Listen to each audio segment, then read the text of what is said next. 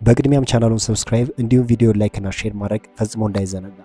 ታሪኩ የሚጀምረው በጣም ምጡቅ ጭንቅላት ያለውን ሰው እያሳየን ሲሆን ብዙ ማውራት ግን አይወድም። ብዙ ጓደኞቹም የሉትም። ቤተሰቦቹ ሁኔታውን ሲመለከቱ አንድ ሀሳብ ይመጣላቸዋል። አንድ የሴት ጓደኛ ሊያስተዋውቁትም ይወስናሉ። በመቀጠልም ማዲ የተባለች ሴትን ያስመለክተናል። ማዲ መኪናዋ በመንግስት ሰዎች መያዙን ስታውቅ ወደ ውጭ ትወጣለች። ይህ የሆነው ደግሞ ለመንግስት የሚገባውን ክፍያ ባለመክፈሏ ነው። ታዲያ ይህንን ክፍያ ለመክፈል በየቀኑ መስራት አለባት። ለሰውየውም ስራዬን የምሰራው በዚህ መኪና ነው፣ ከወሰድክብኝ መራቢ ነው ትለዋለች። ጋሪ የተባለ ቅመቷ ምንም ማድረግ አልችልም ይላታል። በሌላ በኩል አንድ ወጣት ከማዲ ቤት ውስጥ ወጥቶ ተመለከተው። ይህንን ጋሪ ሲመለከት በጣም ንዴቱ ጨምሮ እንዲሁ መርዳት ቢኖርብኝ እንኳን አንቺን ልረዳሽ አልችልም አላት።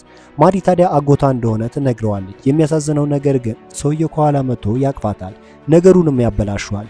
በዛም ወደ መኪናው ገብቶ ይዞባት ይሄዳል።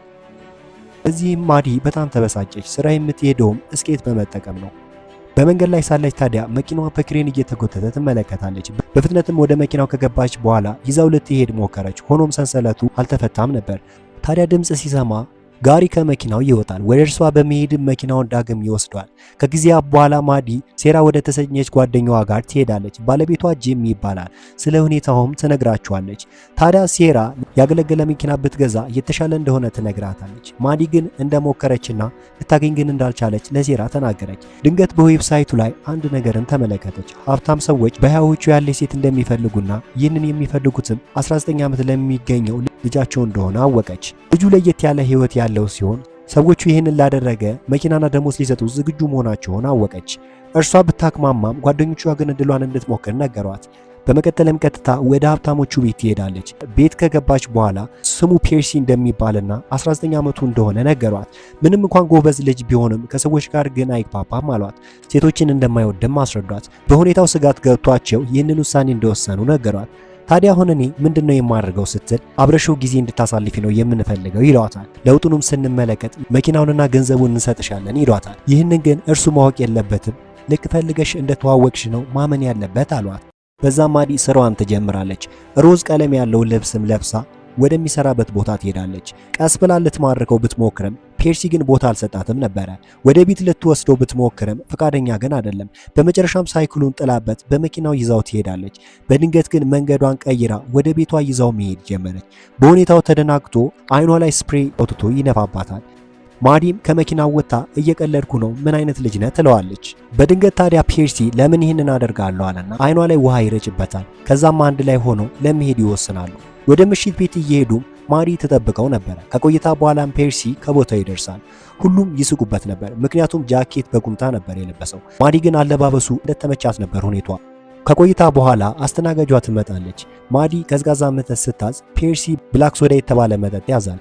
ማዲም ልክ እንደኔ አይነት መጠጥ አምጪለት ብላ ለአስተናጋጇ ትነግራታለች። ቀስ እያሉም አንድ ላይ ማውራትና መጠጣት ይጀምራሉ።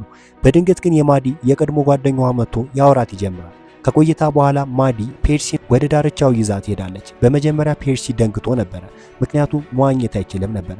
ታዲያ ማዲ ልብሱን ለማውለቅ ትሞክራለች፣ ፍቃደኛ ግን አልነበረም። ከዛም የራሷን ልብስ ፊት ለፊቱ ታወልቀዋለች። መፍራት እንደሌለበትም ነገረችው። ከቆይታ በኋላም ወደ ውሃው ትገባለች። ፔርሲም ልብሱን አውልቆ ይከተላታል። ከቆይታ በኋላ ሶስት ልጆች ልብሳቸውን ይሰርቋቸዋል። በዛን ጊዜ ማዲ ተናዳ ከውሃው ወጥታ ልብሳቸውን ታስመልሳለች። ከዛም ወደ ውሃው ትገባለች። ቀስ ብላም ፔርሲን ተጠግታው ልትስመው ብትሞክርም ፔርሲ ግን ለዚህ ነገር አዲስ ነኝ አላውቅሽም ይላታል። በዛን ጊዜ ማዲ ተናዳ ከውሃው ወጥታ ወደ መኪናው ትገባለች። ፔርሲም በዛ ጊዜ የጥፋተኝነት ስሜት ተሰምቶት ይለምናት ጀመረ። ማዲ ግን ተናዳ ነበር። ወደ መኪናው ገብተው እየሄዱ ከኋላቸው ፖሊስ ይከተላቸው ጀመር።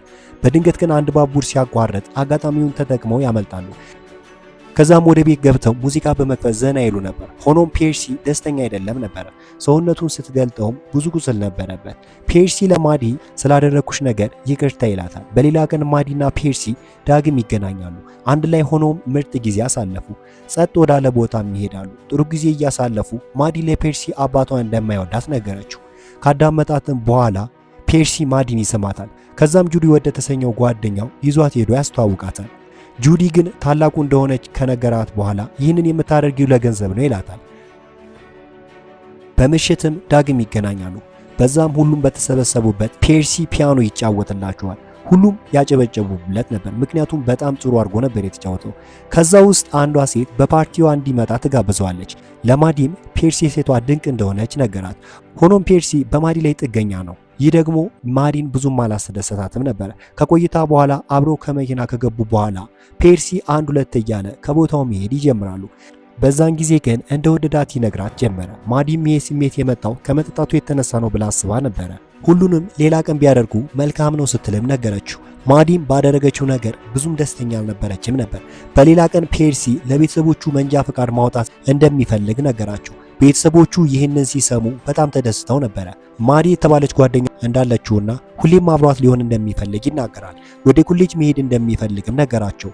ከሄደ በኋላ ግን የፔርሲ ቤተሰብ ለማዲ ደውለው አብረው እንዲሄዱ መኪና ይሰጧታል። በድንገት ግን ፔርሲ ንግግራቸውን ሰምቶት ነበርና በጣም ይደነግጣል።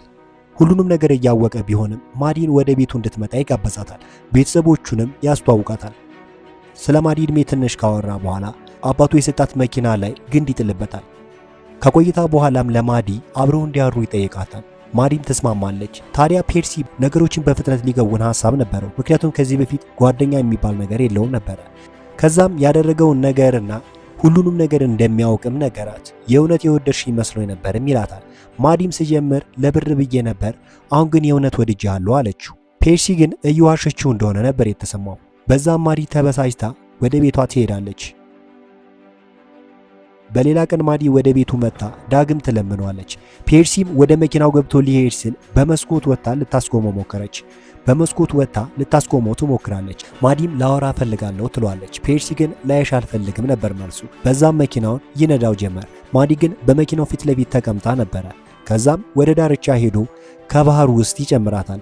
በዛ ድርጊቱ ደንግጦ ከባህር ካወጣት በኋላ ይቅርታ አደረገላት። ከቆይታ በኋላም ወደ ቤት ይመለሳሉ። እቃውን ሰብስቦ ወደ ኮሌጅ ሊሄድ ይወስናል። ማዲም እየጠበቀችው ነበር። አብረው እየሄዱም ፊልሙ ያበቃል። ፊልሙ ከተመቻችሁ ቻናሉን ሰብስክራይብ እንዲሁም ቪዲዮ ላይክ እና ሼር ማድረግ ፈጽሞ እንዳይዘነጋ።